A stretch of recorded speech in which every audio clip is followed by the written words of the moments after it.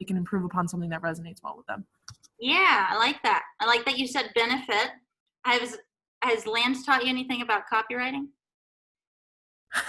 No. No? What the hell? You need to get on that, Tony. I'll have him as the Q&A next week. Well, technically, by the way, this is their last day today. I know.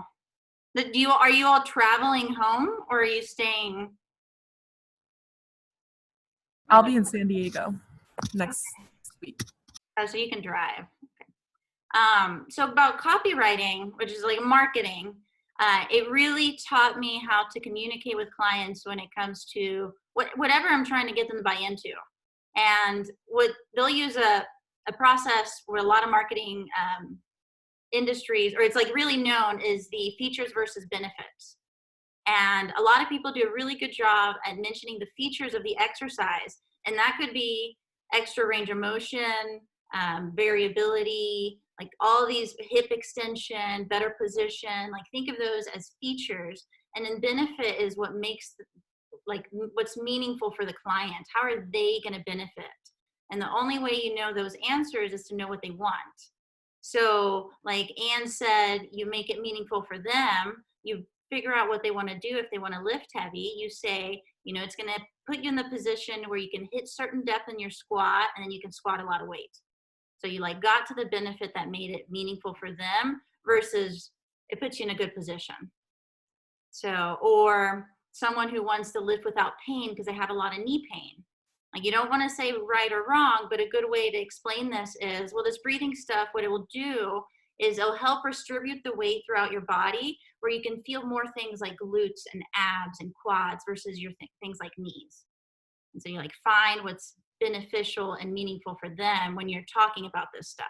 Like forget anatomy, forget all that stuff, and find what's meaningful for them. And remember to just use very simple words and visuals. When you're explaining this stuff, you have to give the client a visual of what you're saying. So I'll give you an example.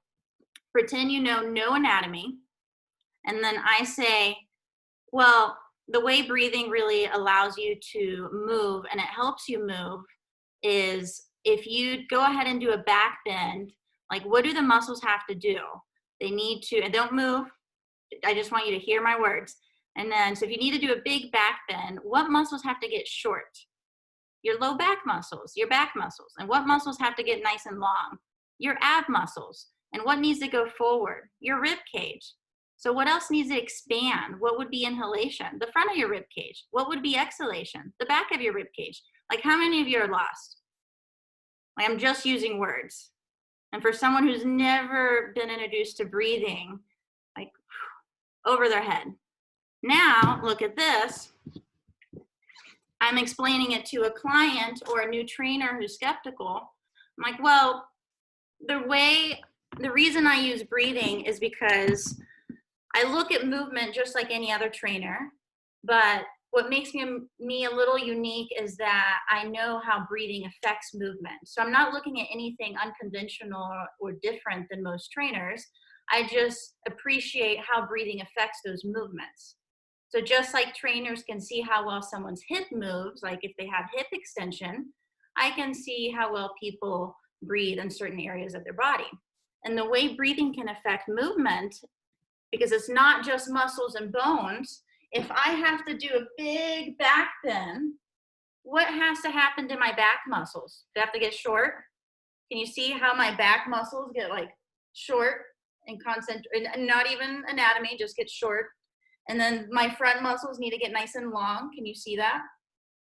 And then when it comes to bones, like things inside your body, where does the rib cage need to go? Forward or back? It needs to go forward. And if I were to expand, inhale on one side of my body, the front or the back, which one would you label inhalation? This side or the back where I'm squeezing in? Front. So you could label this inhalation. And then you could label that exhalation because you're exhaling. Awesome. And so would it be fair to say that if you can't bend over and touch your toes, you might not be able to inhale the back of your upper back?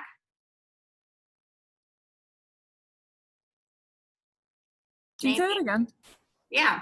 The last part? Yeah. So we go into the back bend.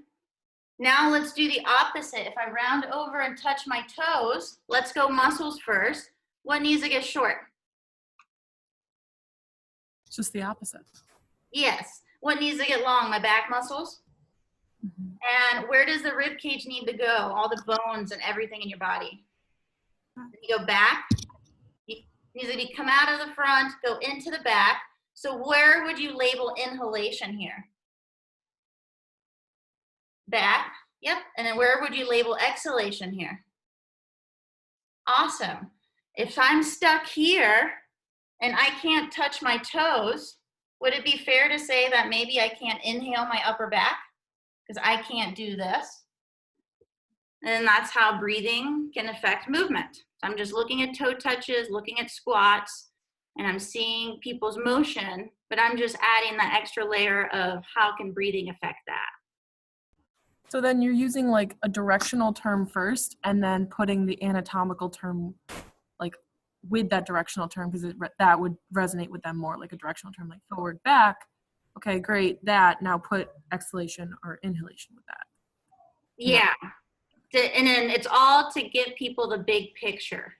It's like so they can start seeing it. Any new person, whether it's a client or a trainer, they need to just start seeing the big picture of it because clearly that wasn't like 100% correct with inhalation, exhalation. It's not that simple, but it does start like with the big picture, simplified as much as you can, and then work from there. But it always starts with no anatomy and just visuals. But yeah, and you find like try to anytime I explain something, it's like my three-point rule. I try to explain the same thing 3 different times. And if I don't catch people the first time, I might catch them the second time and I might catch them the third time. And I will take a step down each time. For example, if I was explaining rib cage retraction, if you didn't know what that meant, my next thing that I say is when the rib cage goes back.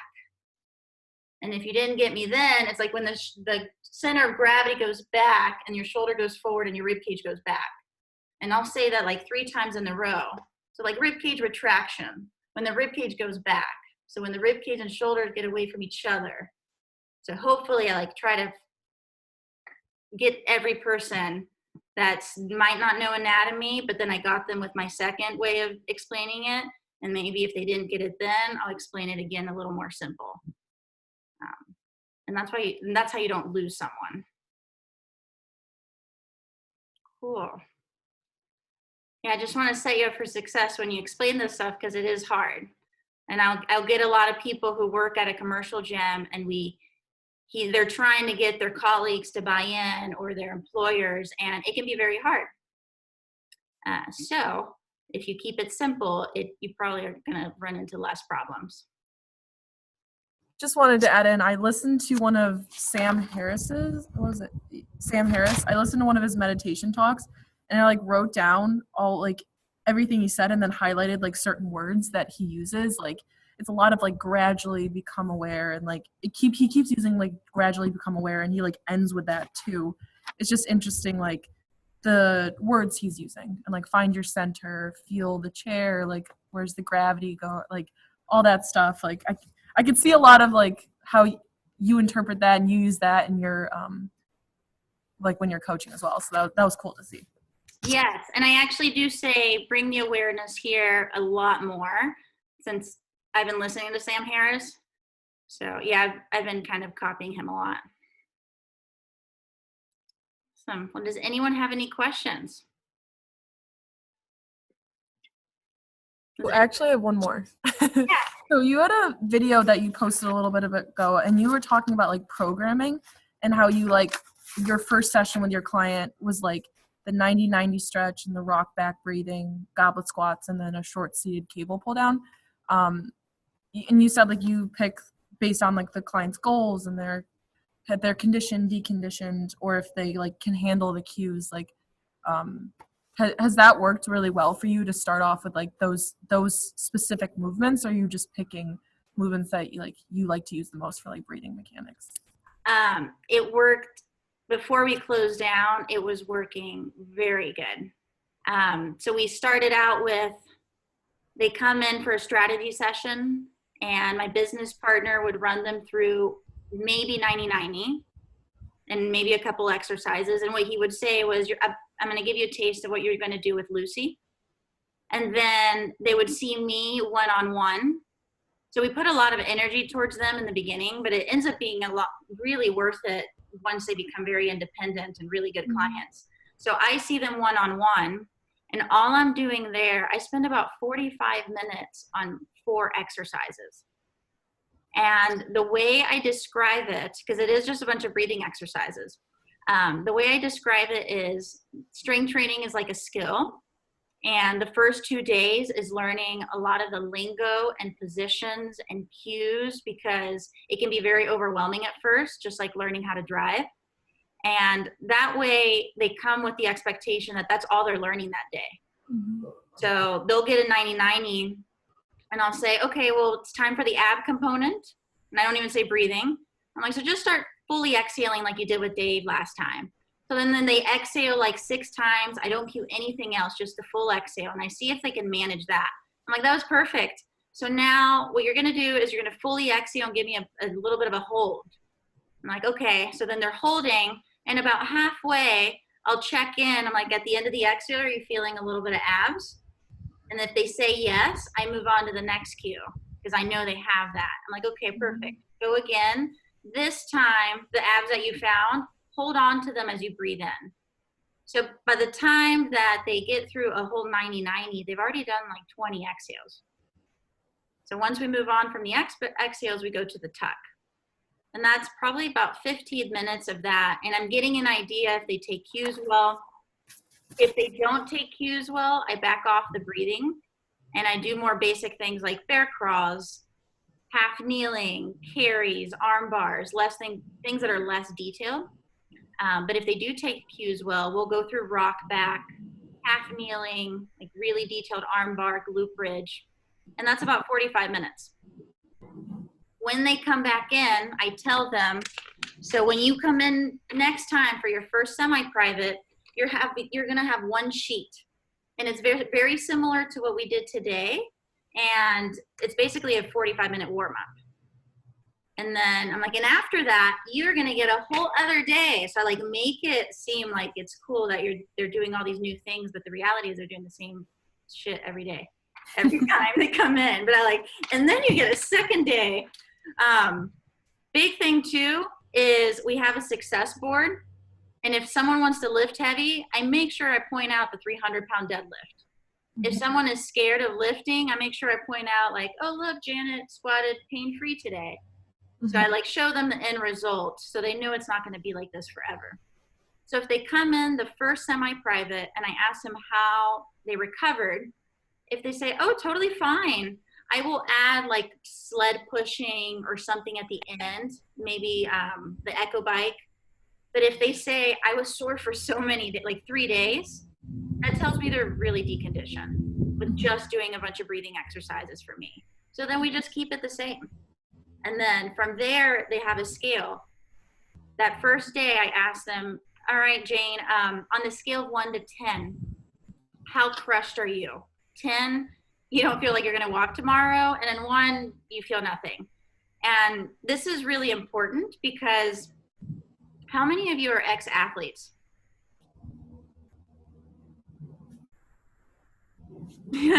You've trained yourself to and know that you're not going to die when you exercise hard. So like when your heart rate goes up, when your muscles are burning, when you're about to throw up, you know you're not going to die. But someone who has never exercised before, they have 2 things going against them. One, their muscles are deconditioned. So they're really, really weak. If they walk 3,000 steps a day, they're not going to be able to handle much. It's to the point where guys struggle picking weights for women who are deconditioned. I've had to get my business partner, be like, go feel that cable. Because she's shaking on that weight. And he pulls it down. He's like, gosh, this is so little. I'm like, that's how deconditioned she is. So that's one thing going for them. And then we have the tolerance for exercise. Like they don't know what it feels like to exercise. So when their heart rate comes up a little bit, when their muscles start burning, the perception of like threat is way more than someone who's already been trained to like enjoy the suck, enjoy the 30-30s and getting crushed with weights or getting crushed with running or exercise in general. Like they've never gone through that. So you have to like work their tolerance too, because sometimes you see someone, you're like, you can totally handle more. And that is probably true. But if they perceive exercise as a big threat, then it's gonna, like the symptoms are gonna be totally exaggerated. And if you're dealing with someone who's deconditioned or someone who has autoimmune, that's where it can lead to autoimmune flare-ups, pain flare-ups, or just not liking exercise at all. And then they think there's something wrong with them. But the reality is that like, you didn't meet them where they were at. So when they come in day one and I ask for their semi-private, I'm like, 10, you're going to be crushed tomorrow and you can't walk. Sometimes they tell me that.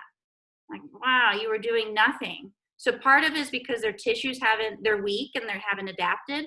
But I'm sure the other part is because their tolerance to exercise is very low. And that's why I really love progressing slow. And if they say anything below a 6, I'm like, oh, that's awesome. So next time you come in, you're going to do this, but this should only last 12 minutes instead of a whole hour. And then you'll have your first day. And then the first day is always squats and a short seated upper body pull or push, and then assisted step-ups. The squats, either an iso hold or squats up and down, and the step-ups look the same, but one is single leg. So it's very consistent. It's like the same position, the same cues, feels the same, but one's just in a single leg position. And they do that 6 sessions in a row. So they don't have an A day and a B day. So they're squatting and doing step-ups every time they come in. And I progress and I add some like variations within that program. But then I'm able to push them, but their tissues have already been adapting to these positions. So like the perception of exercise is going to be way less threatening for people.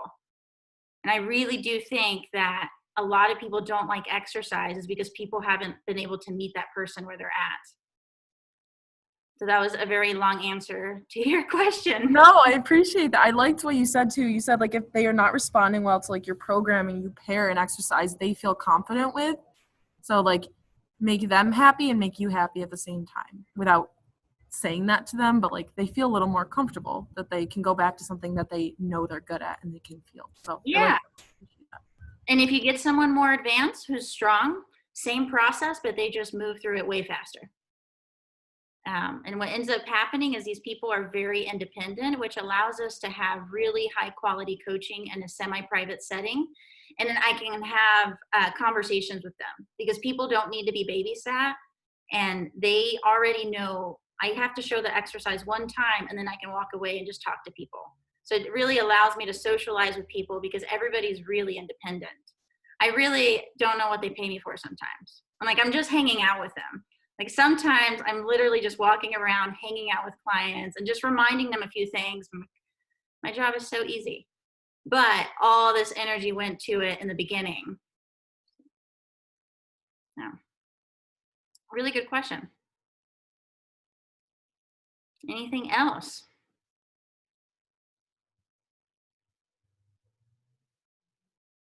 Tony, it looks like you're thinking. No? I was seeing who had any questions come up. No, it's interesting, Lucy, that final part you mentioned, because one of the internship Q&A questions, I think, Brandon, it was your question about how do you work with semi-private training members in like a 4-on-1 setting in that regard, and your answer kind of like touched on that too, right? Where it's like, hey, like do the work in the beginning and kind of set them up to be more autonomous. And so that's a cool like touchback point. Yeah, and then it also allows us to, they see my business partner first, so that he already kind of got an idea of who they are. Then they see me one-on-one. There I can decide like, let's do another one-on-one, or this person is not, they're going to ruin our flow. And it did happen. One time we let someone come in for a semi-private and couldn't take one cue and was not our target market to begin with. So completely ruined the flow of the semi-private. So allowing those 2 one-on-one sessions gives us an idea of how to integrate them into a semi-private setting where they're successful. Cool. You all ready to get started? Yeah, unless you just so you don't think I'm bailing on you, I just have to leave a couple minutes early just to prepare for my next meeting. So Okay. I'll leave you with that. Cool. So give me your side view.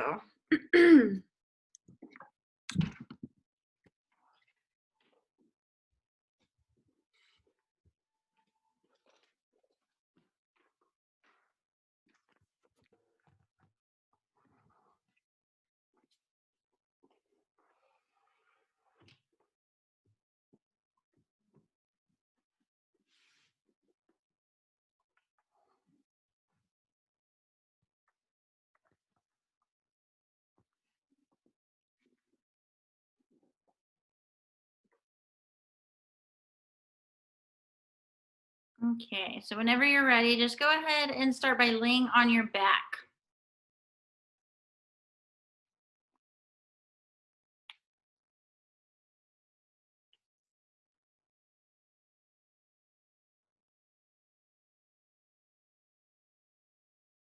And before we add any cues or motions or feelings or movements, you're just going to pay attention to your regular breathing. And what I want you to do without changing your breathing, see if you can bring the awareness of to your awareness to where you're expanding as you breathe in.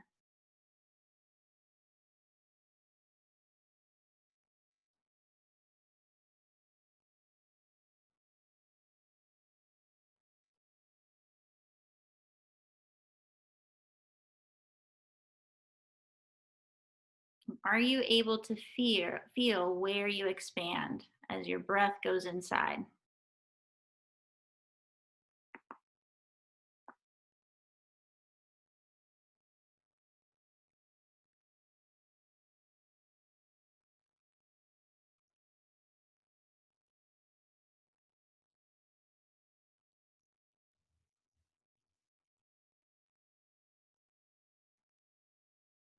And would you be able to draw the spaces where you feel expansion?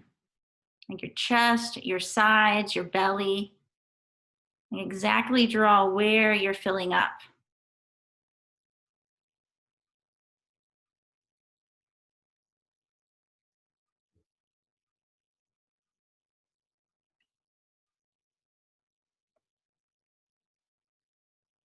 And now start exaggerating your breaths in and see how much easier it is to have the awareness where you're filling up.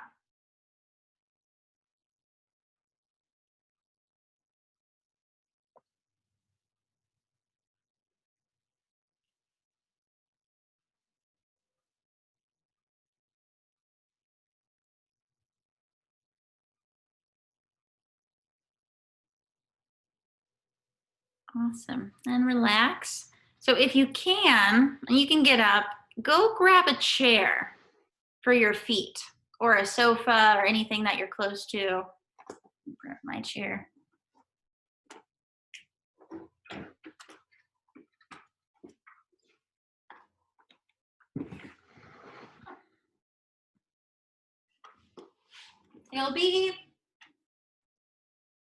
This is 90-90. I want your knees a little closer to your chest.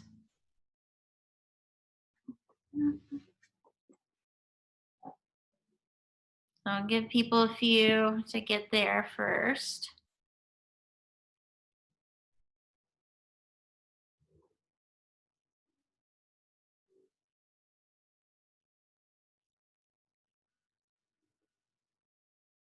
Amy, scoot in a little closer.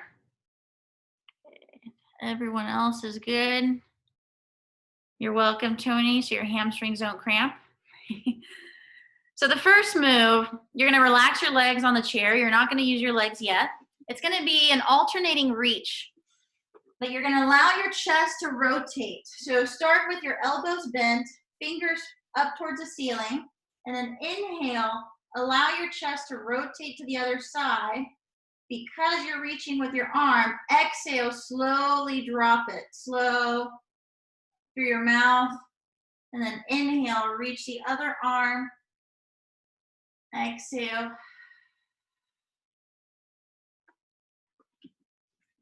The slower you go, the better. And I want you to close your eyes. And I want you to bring your attention to where your hands are in space. And go even slower, Anne. Inhale as you come up, shoulder comes off the ground, and then slow exhale as your chest starts to control back down.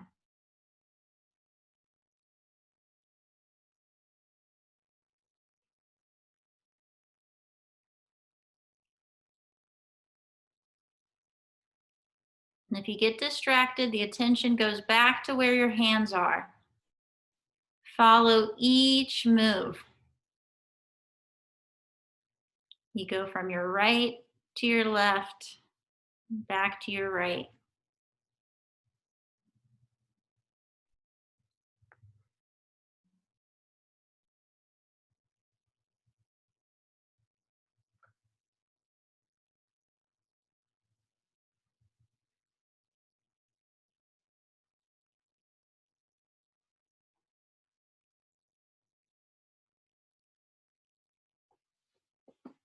And relax.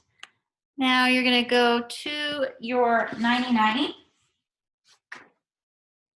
No abs at all. You're going to slowly start rolling your hips. So think of the back pockets going towards your heels.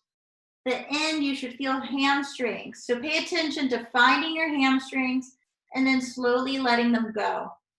And those are the two things that you're paying attention to, is you slowly roll your hips and find your hamstrings, and then you slowly let them go.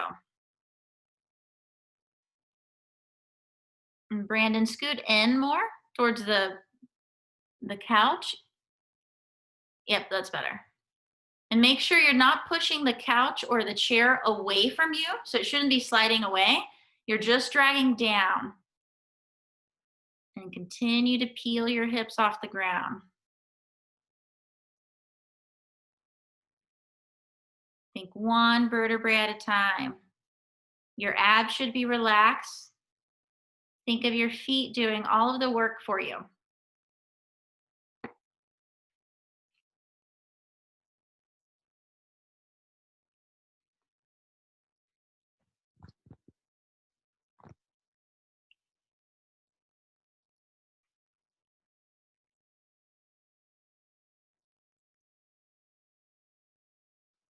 And now relax your legs. You're going to go into just breathing. So you did do this one with your legs straight. So in through the nose, it's the exhale with the 5-second hold. Full breath out, deflate your whole body, hold for 5 seconds, and then breathe in, completely let go. So each phase of breathing, you have something to pay attention to. As you're fully exhaling, picture everything deflating. Hold your air out for 5 seconds. You can even count for 5, and then completely let go on the inhale.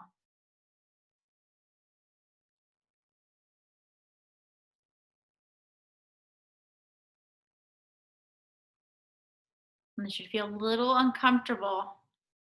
Exhale until you feel like you have nothing else left.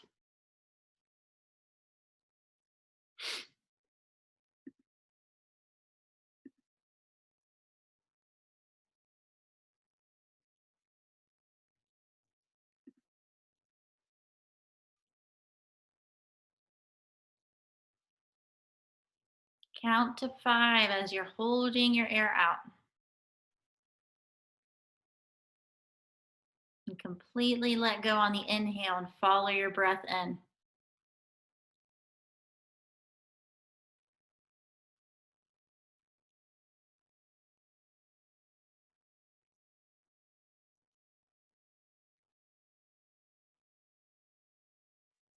And relax. Back to the reaching.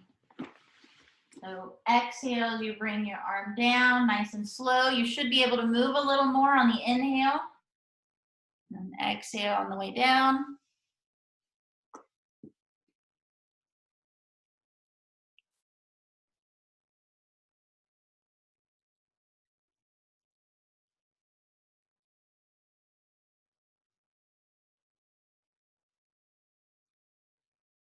Bring all the attention to following your hands that are being guided by your breathing.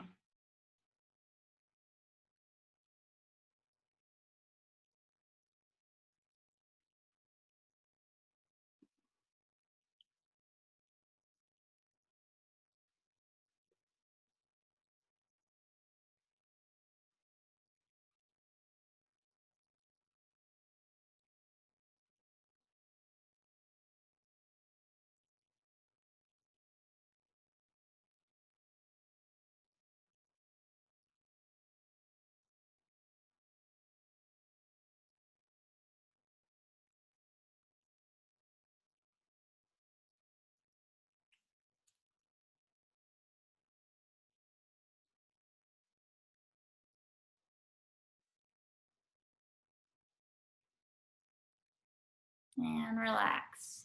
Back to the tucking. Make sure your knees are in front of your hips, not out here. And slow tilt by rolling your hips.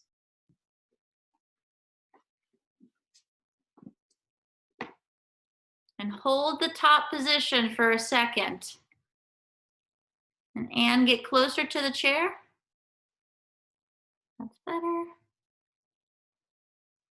Hold the top position where you should feel a lot of hamstrings, and then control them on the way down.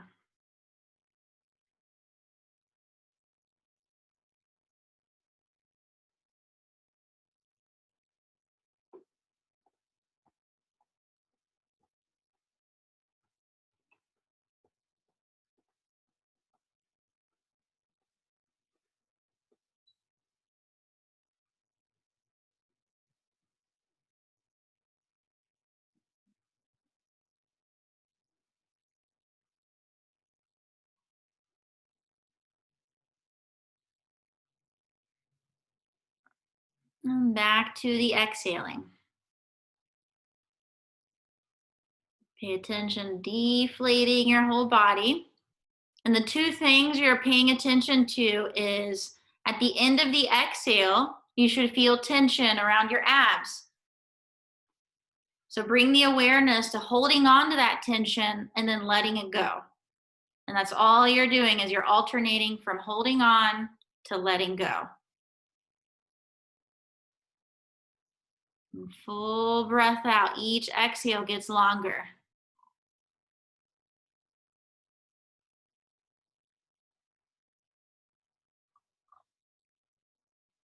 And you go from deflating to holding on to then letting go.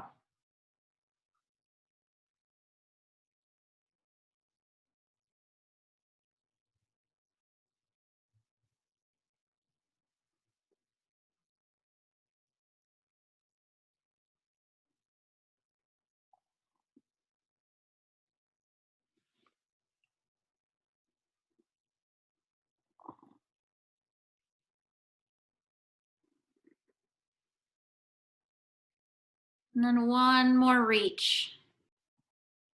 So what you'll do this time, instead of going back and forth, you're just going to reach up towards the ceiling the whole time. In through the nose. Full breath out as you reach up towards the ceiling. Your low back should hit the ground at the top. Keep it there as you breathe in. So you're reaching both arms up this time.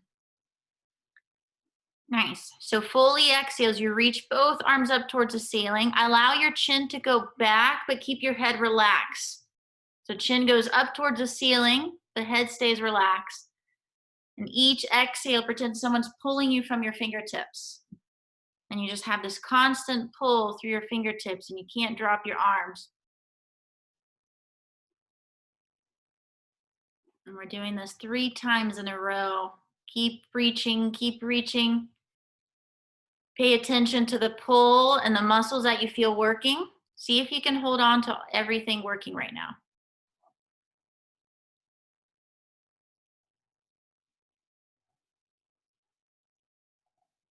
And relax.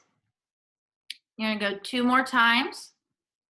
If you start to feel a little shruggy, just point down towards your knees a little bit. So go ahead. Thomas up a little bit, but yes, like towards that direction. And now full breath out as your chin falls back, head stays relaxed, and just reach up towards the ceiling.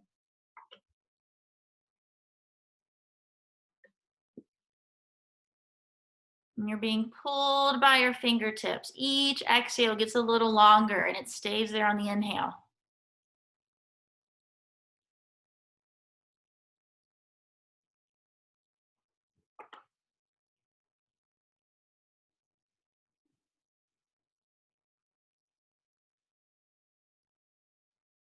And then relax. Awesome. You're going to go one more time. Reach up whenever you're ready. Keep reaching, keep reaching, keep reaching.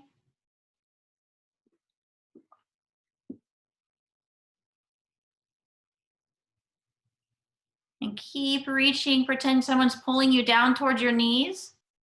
It's going up and away, down towards your knees. So point your fingers down. Awesome. Don't lose the reach. And now point your fingers up without losing the reach. So go up over your head without shrugging.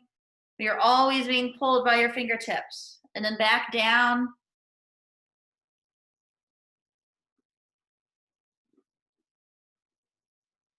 And relax. Now you're going into your bridge without coming up and down. So you'll go about halfway. So roll your hips, get about halfway and hold in through the nose. Full breath out. You're not pushing the box away. And get even closer to the chair. Hold the top position. Lots of glutes, lots of hamstrings, and just breathe.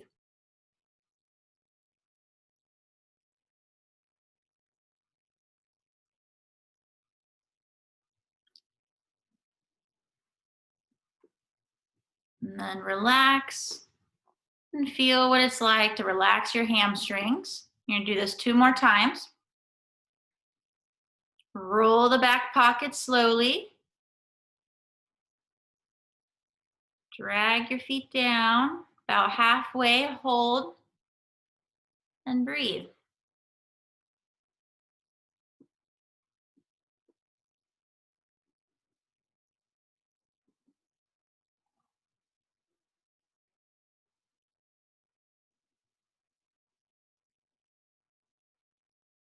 And then relax all the way down. Feel your legs relax. Relax your calf muscles. Make your hamstrings work. And now one more. Roll your hips.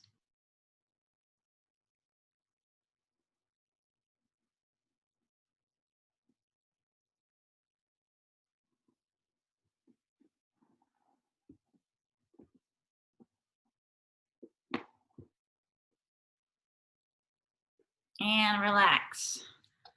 Now the breathing. Instead of letting go of the tension, you breathe underneath the tension. So on the exhale, you're focusing on deflating everything. Feel the tension that you just created. And then feel yourself breathe underneath the tension and then continue to do the breath cycle. So instead of letting go, you're holding on as you breathe in. It should feel uncomfortable.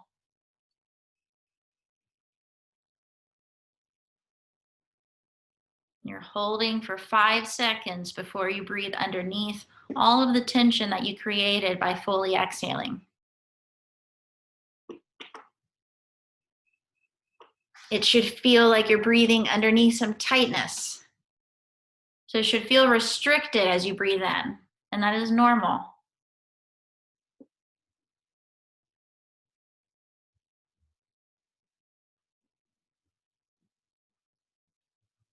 And relax, take a break. Notice how it feels to fully relax your rib cage. And then go again, in through the nose. Full breath out. All the way towards the end. That's when you should feel the abs and hold on to that tension as you breathe in. Think of breathing into your low back or into the ground. And see how that feels. Can you feel your back push into the ground as you breathe in?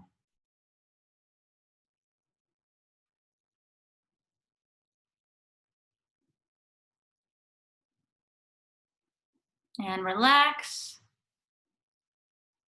Last one. Give me a tiny tilt with your hips, just a little bit, and breathe. In through the nose, full breath out. Notice if the inhale is different.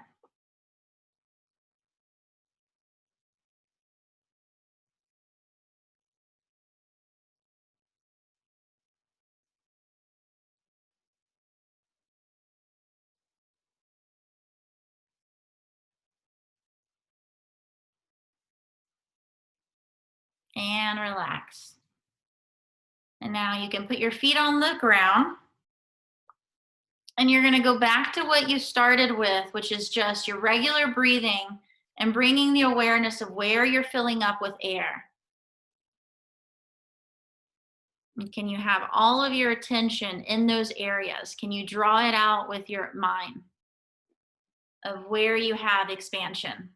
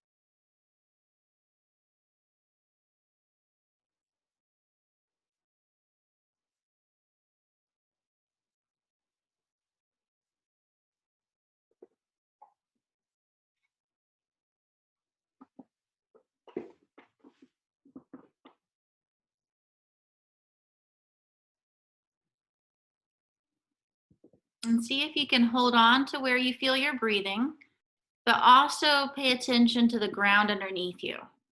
So see if you can hold on to both things at the same time.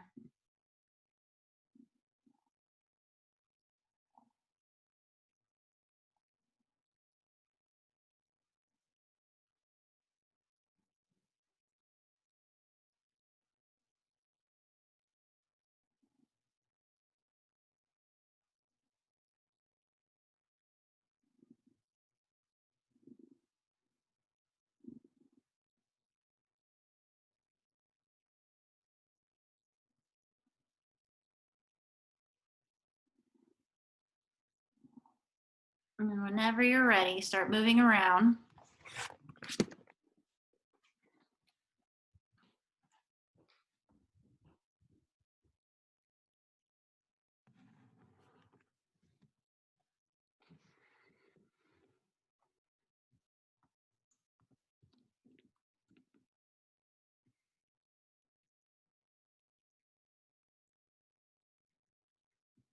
So that was a tiny bit different, but this would be an example of someone who maybe can't move around easily. So older population or someone who's not taking cues well and they're fairly new.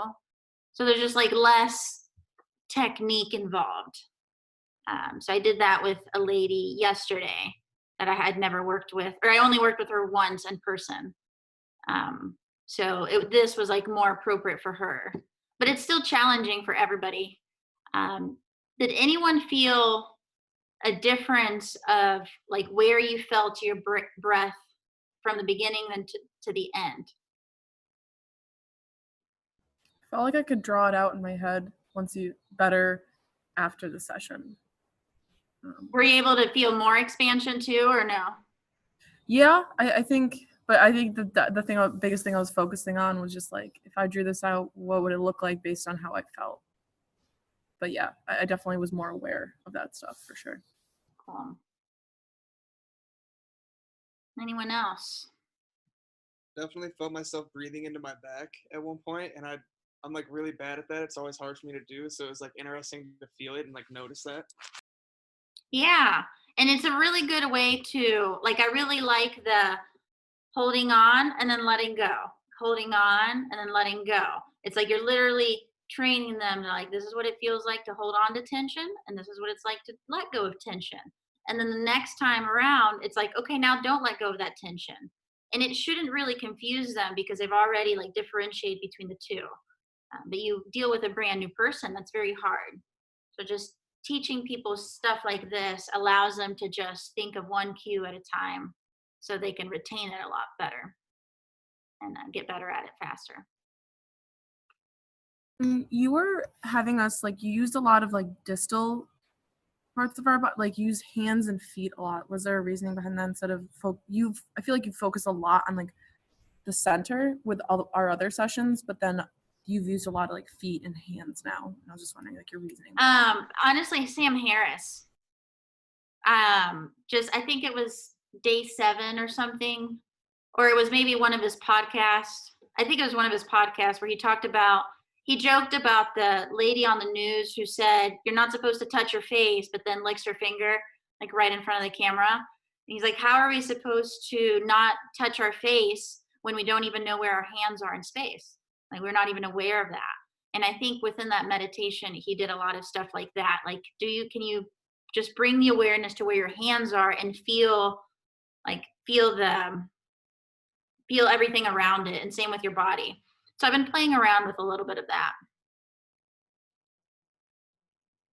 Do you think that's better for someone who's like not very aware though of like you said, that woman that you brought in, like someone who's really new to this stuff and just not very good body awareness? Do you think things like using your hands and your feet rather than like the more proximal, like focusing on your rib cage, do you think that's better?